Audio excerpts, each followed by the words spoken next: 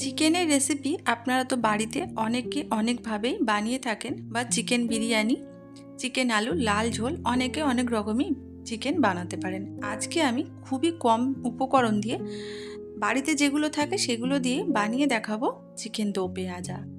একদমই সহজভাবে বানিয়ে দেখাবো, বেশি কিছু লাগে না, বাড়িতে থাকা উপকরণ দিয়েই হয়ে যাবে চিকেন দো পেঁয়াজা। তাহলে চলুন রেসিপিটা শেয়ার করা যাক। আর খুবই কম সময় বানানো যায়, ঝটপট করে আপনারা বাড়িতে অতিথি আসলে এইভাবে চিকেন দো পেঁয়াজা বানিয়ে ফেলতেই পারেন। এখানে আমি 600 গ্রাম চিকেন নিয়েছি। আমি চিকেনগুলো একটু লেগ পিস থেকে আনি। আপনারা যদি না পারেন তাহলে বাড়িতে থাকা চিকেন দিয়েও বানিয়ে ফেলতে পারেন। এখানে আমি কিছু মশলা দিয়ে চিকেনটা ম্যারিনেট করে নেব। দিয়ে দিলাম হাফ চামচ হলুদ গুঁড়ো, হাফ চামচ লঙ্কা গুঁড়ো, পরিমাণ মতো নুন, আর দিয়ে দেবো 2 চামচ সাদা তেল। খুব ভালো করে চিকেনটা আমাদের ম্যারিনেট করে রেখে দিতে হবে, প্রায় আধ ঘন্টা বা 1 ঘন্টা, যতটা হাতে সময় থাকে ততটা ম্যারিনেট করলে কিন্তু চিকেনটা খুব ভালো হয়। চিকেনটা রেস্টে রেখে দেবো আমি আধ ঘন্টা।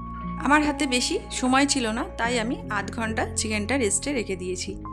ফিরে এলাম আধ ঘন্টা পর। কড়াইতে দিয়ে দিয়েছি তেল, দিয়ে দিলাম ফোড়নের জন্য হাফ চামচ জিরে, কয়েকটা এলাচ আর দারচিনি, আর দুটো বড় সাইজের পেঁয়াজ আমি একদম ছোট ছোট করে মিহি করে কেটে নিয়েছিলাম, দিয়ে দিলাম।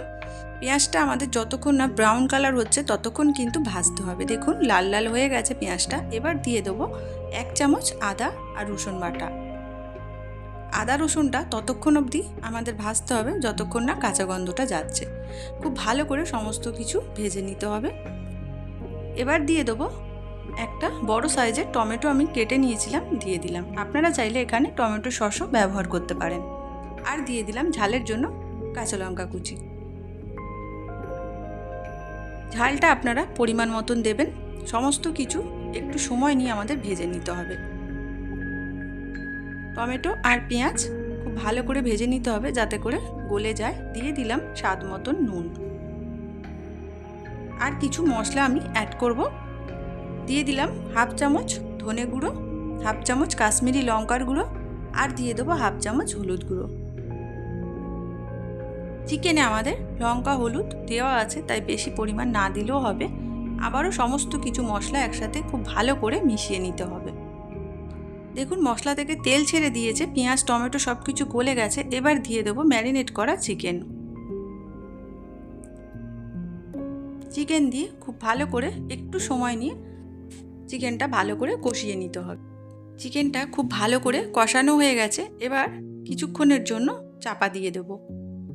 একদম গ্যাসের ফ্লেমটা কমিয়ে চাপাটা দিয়ে দেবো, যাতে করে খুব ভালোভাবে চিকেনটা সিদ্ধ হয়।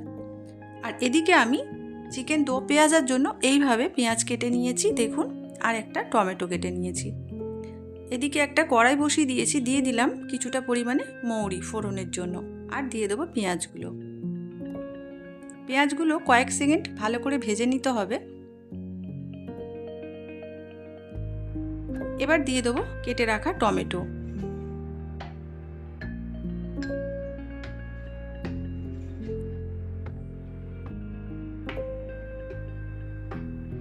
একটু লাল লাল হয়ে গেছে, দিয়ে দেবো কাসুরি মেথি।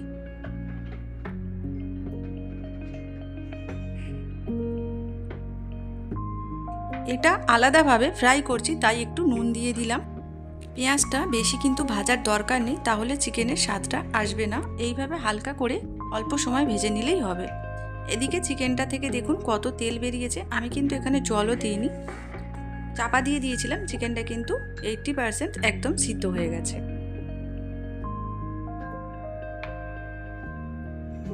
এবার গ্যাসের ফ্লেম একদম কমিয়ে আমি 3 চামচ দই নিয়ে ভালো করে ফাটিয়ে রেখেছিলাম, দিয়ে দিলাম।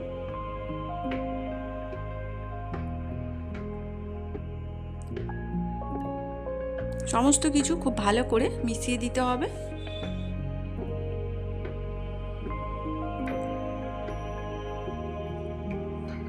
এবার দিয়ে দেবো ফ্রাই করে রাখা পেঁয়াজ আর টমেটো।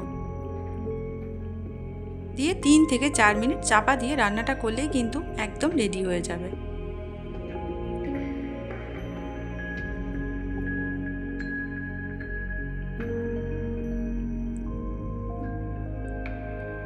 ফিরে এলাম 3 থেকে 4 মিনিট পর। আপনাদেরকে দেখাই, একদম রেডি হয়ে গেছে চিকেনের রেসিপি। আর চিকেন খুব ভালোভাবে সিদ্ধও হয়ে গেছে। এবার দিয়ে দিতে হবে হাফ চামচ গরম মশলা আর কিছুটা পরিমাণে ধনেপাতা কুচি। সব কিছু দিয়ে গ্যাসের ফ্লেমটা একদম নিভিয়ে দিয়ে আমাদের চাপা দিয়ে 5 মিনিট মতন রেখে দিতে হবে। ফিরে এলাম 5 মিনিট পর। দেখুন আপনাদেরকে দেখাই, চিকেন দো পেঁয়াজা রেসিপি কিন্তু একদম রেডি হয়ে গেছে। এই রেসিপিটা আপনারা গরম গরম ভাত বা রুটি পরোটার সাথেও সার্ভ করতে পারবেন। দেখতে কিন্তু যতটা সুন্দর হয়েছে, খেতেও কিন্তু ততটাই সুন্দর হয় এই চিকেনের রেসিপিটা। তাহলে আর বন্ধুরা দেরি কেন, আপনারাও ঝটপট যে কোনো সময় যে কোনো দিন বাড়িতে অতিথি আসলে এইভাবে বানিয়ে ফেলুন চিকেন দো পেঁয়াজা। আর আমাকে কমেন্ট করে জানাবেন রেসিপিটা কেমন হয়েছে। আর রেসিপিটা যদি ভালো লেগে থাকে তাহলে আমার চ্যানেলটিকে সাবস্ক্রাইব করে দেবেন, লাইক কমেন্ট শেয়ার করে দেবেন। আর যারা আমার এই ভিডিওটা ফেসবুক থেকে দেখছেন তারা আমার পেজটিকে ফলো করে দেবেন।